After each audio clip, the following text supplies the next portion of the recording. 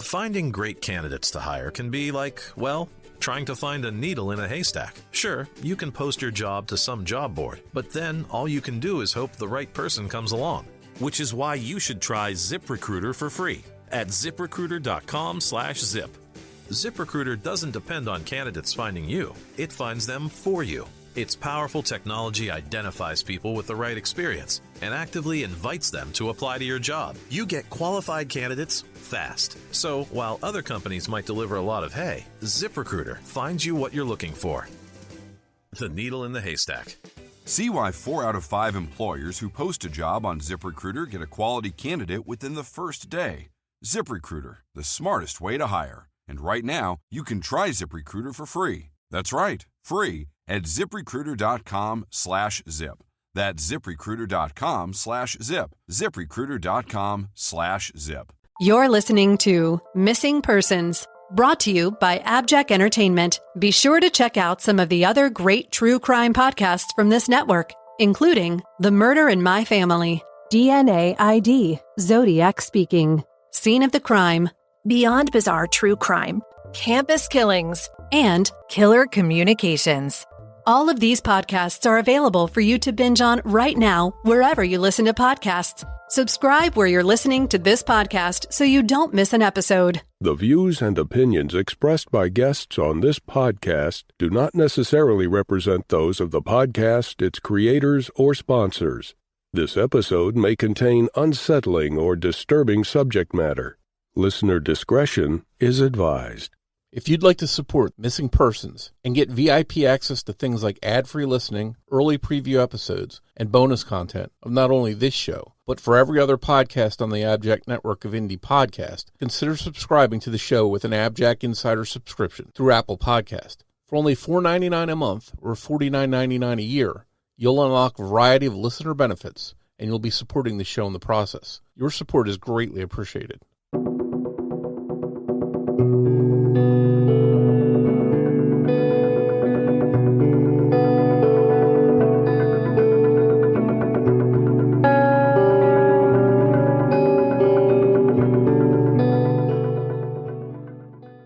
Welcome to Missing Persons, a podcast dedicated to spreading the word about people who have vanished under mysterious or unexplained circumstances and the family members who are looking for answers. I'm Jess Betancourt. And I'm Mike Morford. Together, we created this podcast to help give a voice to people who continue to search for their missing loved ones. In some cases, even after decades have gone by. In each episode, you'll hear from Jess giving listeners the backstory and the basic facts of the disappearance. Then Mike will speak with someone who's intimately connected to the missing person, and his guest will share their story with us. So sit back and enjoy this episode, and who knows, maybe you can help us find someone who's missing. Today on Missing Persons, we are discussing an unusual case of a missing couple. Cynthia Lynn Atterberry was born on June 5, 1956, to parents Lloyd Cecil Atterberry Jr. and Beverly Fisher Atterberry. She grew up in the Springfield, Illinois area with 3 brothers. Her mother, Beverly, said she was the kind of young woman who always called her mom on birthdays and holidays. But Cynthia had also been nabbed for selling drugs at age 15 and had a shoplifting charge on her record as well. In 1981, she left her hometown of Springfield with her boyfriend, Oscar Joseph McNear. Oscar Joseph McNear Jr., who went by Joe, was born on April 5, 1951, one of 6 children born to Oscar McNear Sr. and his wife, Marguerite Madden McNear. Oscar Sr. was a steamfitter and his wife was a homemaker, but their son, Joe, chose a different path. In January 1971, at age 19, Joe was arrested in Olney, Illinois, after he and an accomplice attempted to break into Weber Medical Clinic to steal narcotics. An alarm went off and notified police. Joe and his accomplice were apprehended. In June 1973, at age 22, Joe was arrested in Mount Vernon, Illinois, for the attempted burglary of a Scotty's Gulf service station on Main Street. In March of 1974, Joe testified on his own behalf in his trial for the burglary and assault of 71-year-old Alice Golightly of Springfield, Illinois. Joe and several other witnesses told the jury that he was away at a friend's cabin at the time of the crime, but police had apprehended Joe and an accomplice at an area home, and Alice's jewelry was found nearby. Joe was convicted of the Golightly burglary, and the witnesses testifying that he had an alibi were convicted of perjury. Joe was also convicted of burglaries in Moultrie and Richmond counties, and at the time, he was already on probation in Macoupin County. He was sentenced to 3 to 15 years in prison.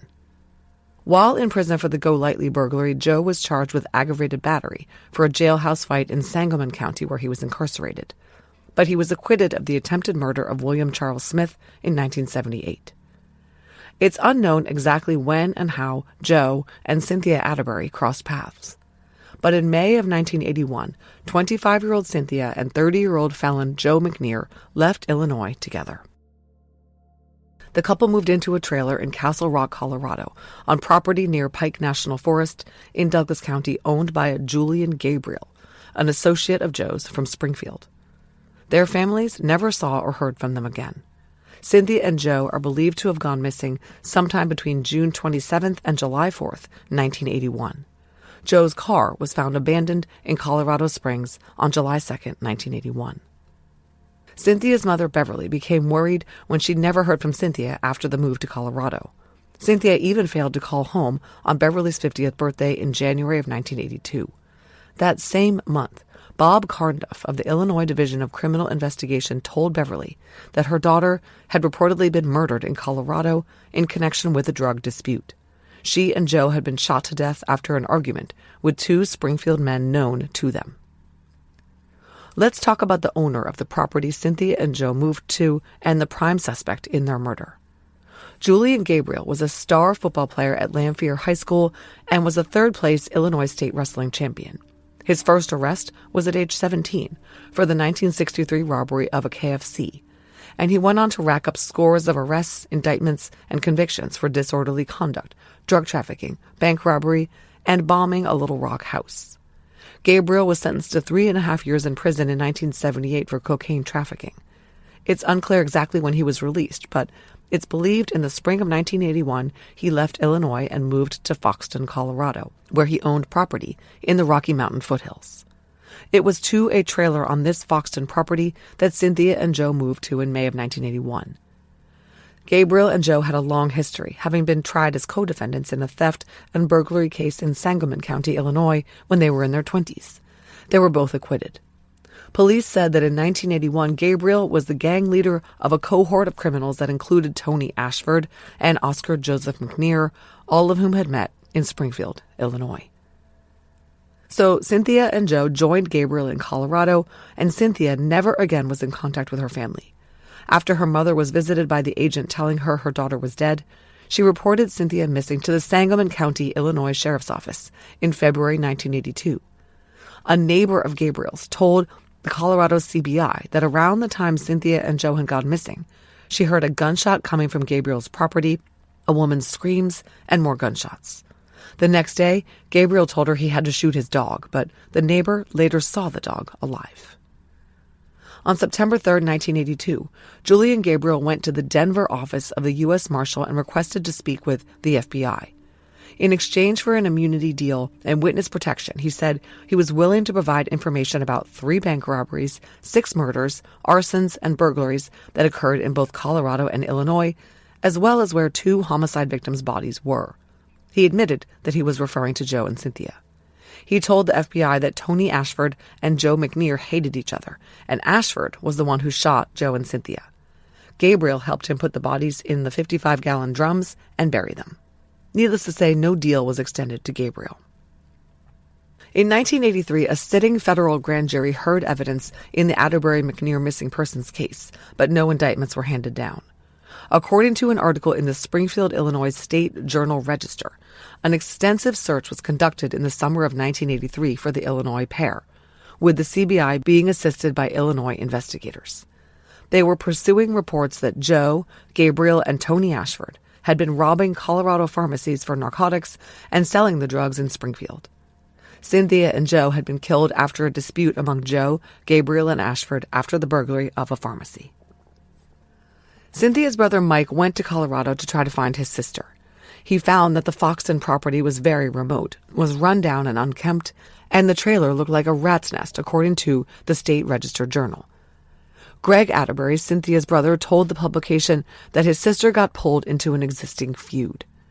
"My sister was just there," he said. "You're talking about people who were thieves, and they just didn't like each other. I'm pretty much certain Cindy is dead.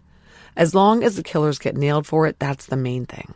In 1981 and 1982, Tony Ashford refused to speak with investigators. Police did speak with his stepmother, who reported that he had told her he didn't commit the murders, but had helped dispose of the bodies. However, in the summer of 1983, Tony Ashford started to talk, and he told a different story than Gabriel had. Remember that Gabriel said that Ashford hated McNear and shot him and Cynthia both. Ashford said that he did not shoot Cynthia, and said if he got a deal, he would lead authorities to the bodies and the gun that was used. Ashford and Gabriel were basically pointing the fingers at each other. Investigators didn't feel they could believe either one of them, and no one got a deal. The bodies remained unfound. In April 1985, a known associate of Julian Gabriel told CBI investigators some more concrete information.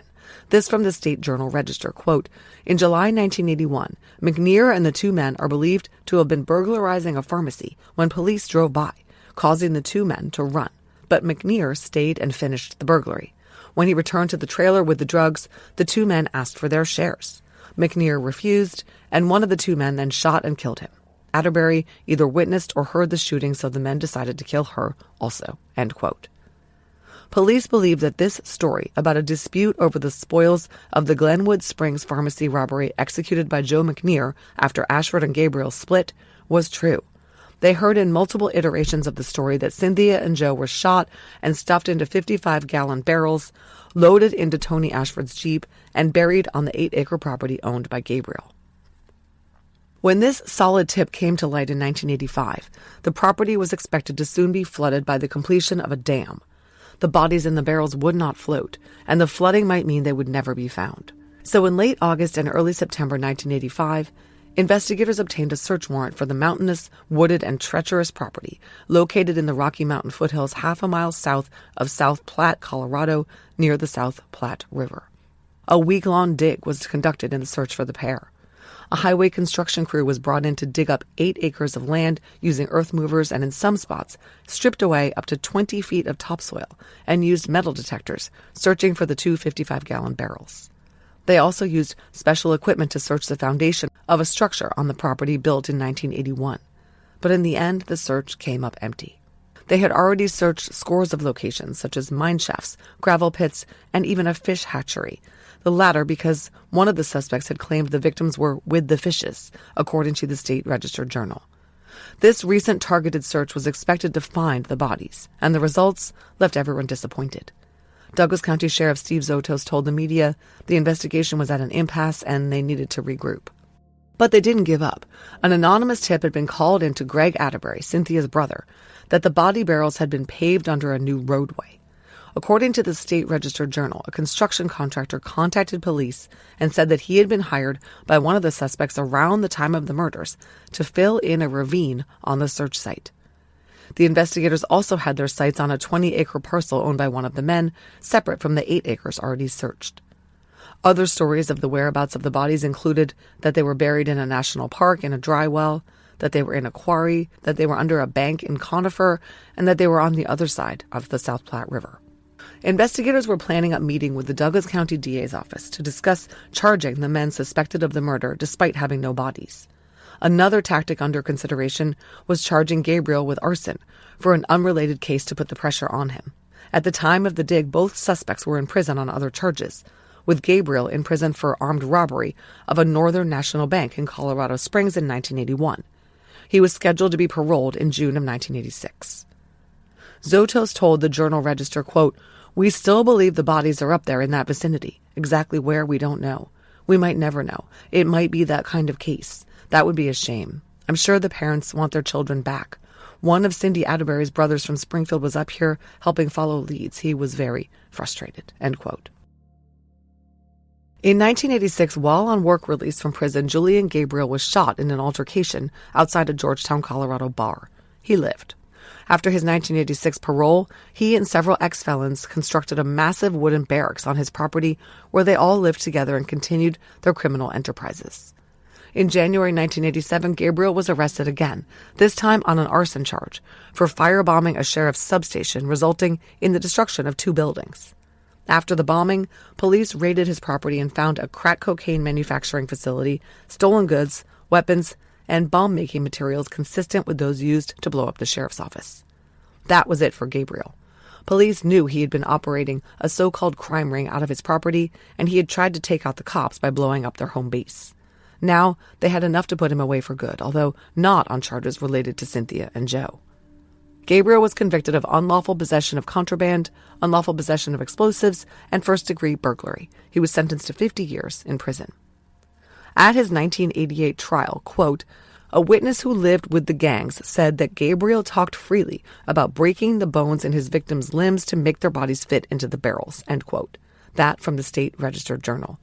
But Gabriel always denied this when speaking with authorities. This from a Douglas County Sheriff's Office piece about the Atterberry and McNear case. In December of 1993, CBI agents interviewed Gabriel in prison after he told his cellmate about the murders and disposing of bodies in 1981.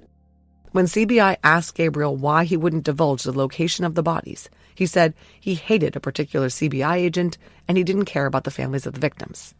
But he also said that Mr. Atterberry was his wrestling coach in high school and he did feel bad about Cindy getting killed. After this 1993 conversation, in January of 1994, a cadaver dog was used to search Gabriel's former property, but nothing was found.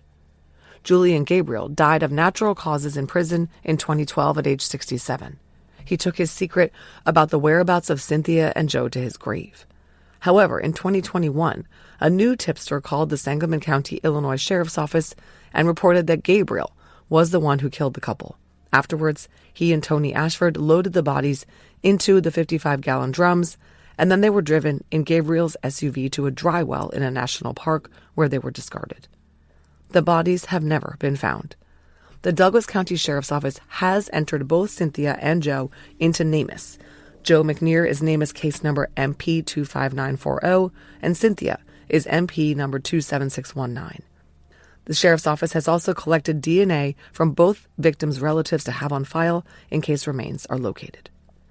The Douglas County Sheriff's Office is seeking tips about this case. If you have any information, please contact the Cold Case Unit at 303-660-7528. Dean DeLuca and Michele Kennedy, both investigators from the DCSO, sat down with Mike Morford to talk about this complex case. That conversation is coming up after a word from our sponsors.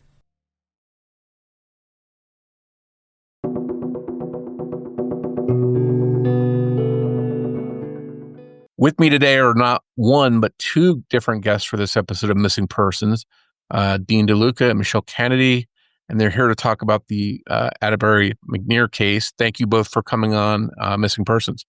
Thanks for having us. Yeah, thanks for having us. It's always good to have insight from experts like yourself, people connected to the case, and especially in this case, there's so many moving parts, a lot of names, searches, a lot of muddied waters here. So I hope you're both able to help us sort through it a little bit. I guess starting off, can each of you give yourself a brief introduction, what your experience is, the background for yourselves, and how you came to be working on this case? So I've been a detective for about 25 years. I've been with the Sheriff's Office for 41 years. And I actually spoke with Julian Gabriel right after his house was searched the first time. But over time, I became a detective, and then I was involved with this case, kind of not in a direct way, but I did do some follow-up with his travel and so on to meet with family and so on. And I've been with the Douglas County Sheriff's Office for 31 years. I'm currently a criminalist supervisor and investigative genetic genealogist. So I've worked on several cold cases over the years. And in 2019, I got more involved in cold cases due to my work doing investigative genetic genealogy.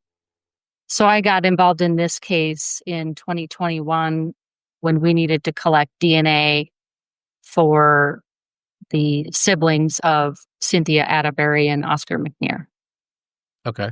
And that's an interesting one that you always want, I guess, DNA on file so that if there is anything ever found that you can compare to them. And there is a NamUs file too in this case, I believe, right? Is that correct? That's correct. They're each in NamUs and they both have siblings with their DNA in the CODIS missing person index. Okay. It's good to know. And then hopefully if there's any remains ever found, that work you're doing will be very crucial in helping connect the dots maybe.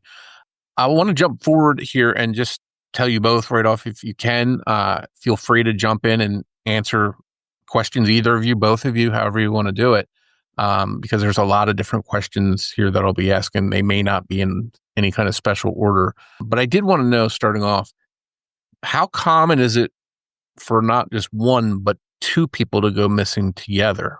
How often do you see that? It's not common. It's not unusual, or it's not unheard of, certainly. But in Douglas County, we don't get that many murders, and we don't have that many cases where there's two people involved. So it's very rare here. I believe this is our only missing person case with two people missing. Yeah, we've done over 100 episodes of the show, and I want to say there was maybe only 2 or 3 other cases where two people have gone missing together, and so I didn't think it was very common. It's interesting to see how common it is. And I know there's, again, a lot of different elements to this case. There's crime elements. There's a lot of shady characters. Some of the people Cynthia and Joe were mixed up with or connected to had criminal backgrounds, had been in trouble. Cynthia and Joe and themselves had some issues like that in their past. Has all of that muddied the waters of the investigation and maybe led to people not talking or cooperating because they're in that, that element? And if so, has any information that they have provided, how reliable is that? Well, it does muddy the waters when people are reluctant to talk to the police. And when the witnesses are also, like you'd say, they're criminals, or they have a criminal background, or they're involved in at some point, they're certainly not likely to talk, especially when they see what happened, to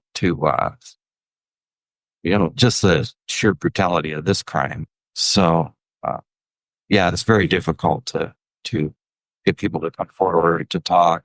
And then, like you say, their reliability is in question, and certainly in question when it comes to people who are actually involved. So proving it's hard without some direct evidence or something like that. So now, people, like you mentioned, maybe they're afraid to come forward, especially if what's been, the belief here turns out to be true, then they probably have good reason for not wanting to talk. But sometimes those people are interested in whether it's getting a reward or getting a reduced sentence or getting some kind of nugget of something that benefits them. Has anyone at all come forward trying to get something like that from law enforcement for their help? Yes, we've had people give us information, and we were frankly not able to corroborate any of it. As far as I know, none of it's been corroborated, and just the sheer amount of time that's gone by is also a big roadblock. So people are older now, that kind of thing. For the ones who did come forward, they asked for things. So we have to consider why they're asking consideration, and then being able to corroborate it was just didn't happen. So I think one of the unique aspects of this case is that we had both of our potential suspects that did share information with law enforcement to various law enforcement agencies, but their stories were conflicting and they were pointing the fingers at each other. And that convoluted the case and made things a little more challenging to determine what actually had happened. Yeah, that's an interesting aspect when you've got multiple tips and stuff coming in, but they're sort of clashing with each other, and if anything, pointing the finger as you put it back at the other person. So for whatever reason, I guess none of the information that's come in has led to the remains being found. But so the next thing I wanted to ask you, and I couldn't find the answer to this, and maybe one of you knows, how is it that Joe and Cynthia met, and do you know when that was? To my knowledge, they both met in Springfield, Illinois. How they met, I don't know. But they had a relationship, and they were both from Springfield, Illinois. Okay. Yeah, there was very little background that we could find as far as, when they met, when they officially got together, and then before this happened to them. So they're officially listed as missing as of June 27, 1981. How was that determined that that specific date was when they went missing? And I was wondering, did that come from an informant, or was there some other information that led to that date being the one that they're officially listed as missing on? Somehow or another, it came to be that June 27, 1981 was the date. It was believed that they went missing, or this happened. And I thought maybe that was in connection to the tipster saying that date it happened on. Well, McNear's vehicle, his car, was towed from Colorado Springs July 2nd, 1981. So, yeah, there's and I don't know where the June 27th time period came from.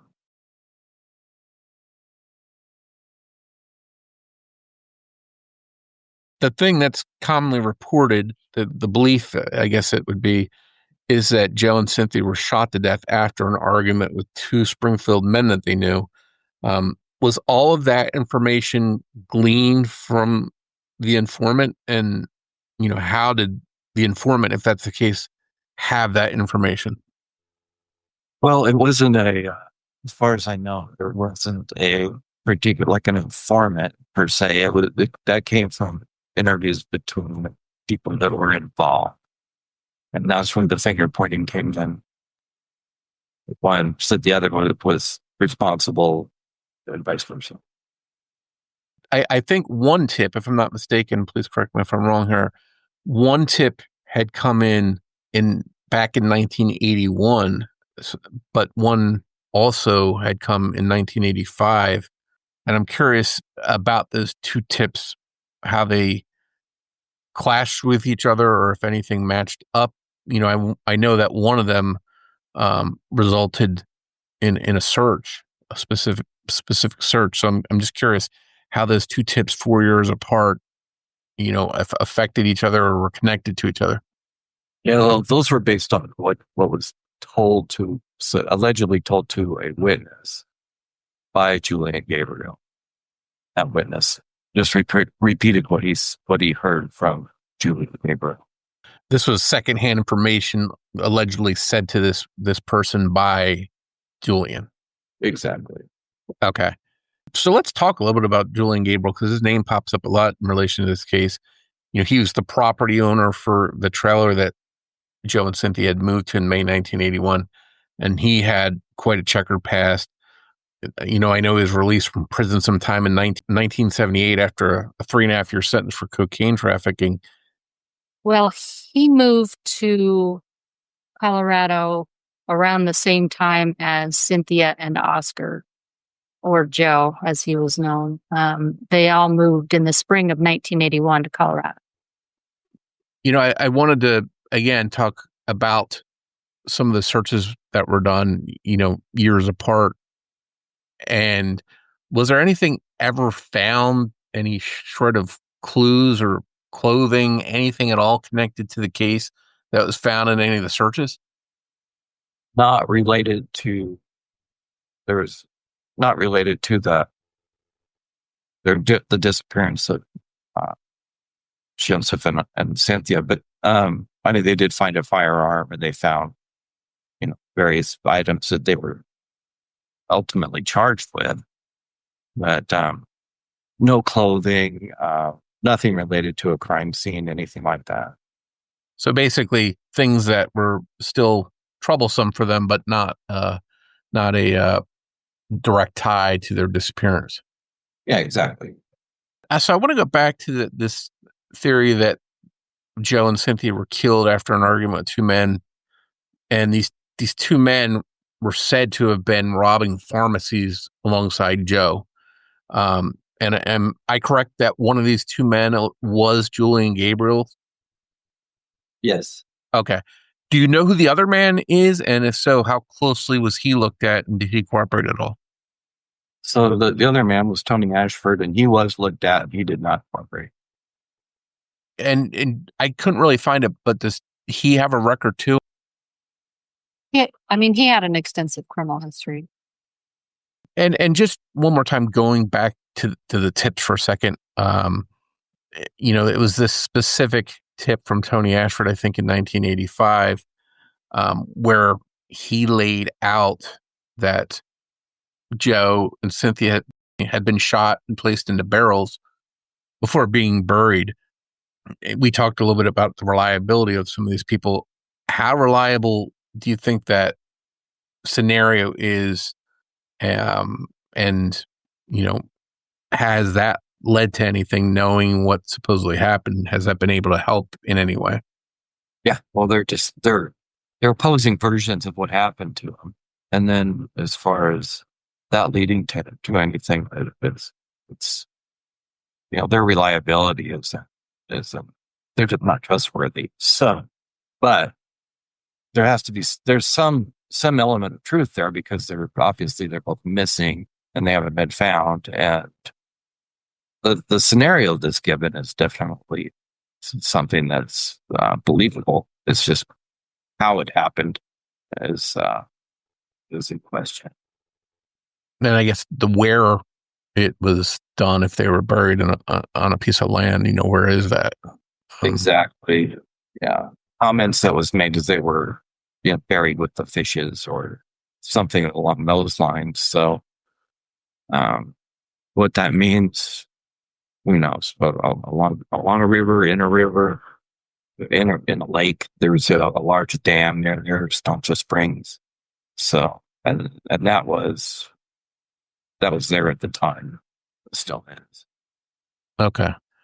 And so if there's a lot of waterways in that area, it could very well be that there's a barrel in there someplace, and barring somebody finding that, or a drought or something maybe revealing it, may be hard to ever find that. Yeah, exactly. Also, a couple names that seem to have been put forward connected to this Gabriel guy are two of his cronies, Dennis Delzato and John Russell, and they've been listed as being wanted men. I don't remember seeing what they were wanted for, but I'm curious, are they still wanted now? And if so, is it in relation to Cynthia and Joe's case? We have no information to whether or not they're wanted or not, or even their location or anything. They were associates. Okay, so they were associates in that string of people that they knew. Exactly. They were all involved in the burning of our substation in 1987. So in November of 1986, the CBI received information from an informant that Gabriel wanted to burn down our substation that was in that area. And then in January of 1987, the substation was burned down. 2 buildings were burned down. And it was arson, determined to be arson? Yes. Correct. And it was located only a few miles from where they put it. Okay. If he's involved in that, just shows that he's a dangerous guy, and definitely someone that might be behind something like this. And I know, speaking of him, there was a State Register Journal article that mentioned that at a trial in 1988, a witness who lived with the gangs, I should say, said that Gabriel talked freely about breaking the bones of his victims' limbs to make the bodies fit into the barrels. Is that story and testimony accurate? Is it believed that Gabriel did say that? Well, there's nothing that indicates that he didn't. But other than that, there's nothing we have to corroborate it. Yeah, it's tough when you're getting a lot of secondhand information people that heard something from somebody that supposedly was there. And again, you're in the circle of people that probably don't want to talk to law enforcement in general, either because they don't like law enforcement or they're worried that they might be, wind up victims too.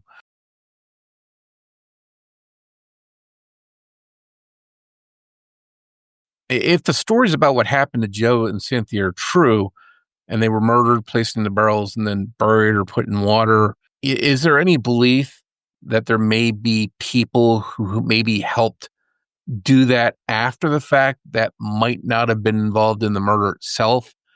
And if that's the case, if any of these people are alive, is it possible that maybe they might provide information at some point that they haven't provided to this date, or maybe be offered any kind of immunity for any role they played to maybe share what they know? No, we don't have any information or anything to indicate others helped after the fact. So it's the belief then that these two people committed the crime and then covered it up, disposed of the bodies on their own without any help, and then any information about that is just secondhand information, supposedly. Exactly. Yeah, there's no indication that anyone helped that we know of. It's entirely possible. We don't have that information. And so where does the case stand today, right now? What have you been able to say is maybe true and accurate, and what stuff have you been able to rule out, and what stuff are you still seeking? Well, the property was searched extensively without finding any bodies or any indication of a crime scene. In fact, they dug it up, heavy equipment. So bodies weren't found there. Frankly, all the follow-up with any witnesses or the suspects themselves it's just reached a dead end. So we haven't been able to further the case through any further investigation, new witnesses, or someone else that might, like you say, be involved with disposing the bodies afterwards, that kind of thing, or perhaps statements that were made. We have interviewed people that claim to have that Julian Gabriel made statements to, but that's led nowhere. So. Are you still seeking more people that maybe he talked to or might have information? Are you still hoping they will come forward after all this time? Oh, we're hoping they will. Absolutely. Yeah, it would be great if we could find someone new or some new information. Unfortunately, their circle of friends was fairly small. So, the people involved in this, it wasn't like it was a very large community or anything like that. And then Julian Gabriel, as far as we can tell, really didn't give information to cellmates or associates or anything like that in later years, to where we could even pursue that further to find someone else that was involved. And he's deceased now, and a lot of times think, okay, maybe somebody's keeping quiet because they're afraid of somebody connected to the case, but that's one person that's gone now, so maybe somebody doesn't have to worry about them. How hopeful are you that maybe somebody comes forward now because they're not worried about him doing something?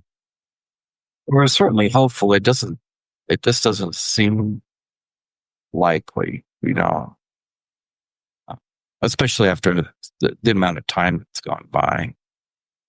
Is there anything else that maybe you think is worth talking about we haven't talked about, or I haven't asked you about, that you'd like to add? No, but I think it's important that we let people know that we don't give up just because we've reached a dead end at this. And time doesn't lessen the importance of finding the truth, and that for the families, it's still very painful. It's very raw for them.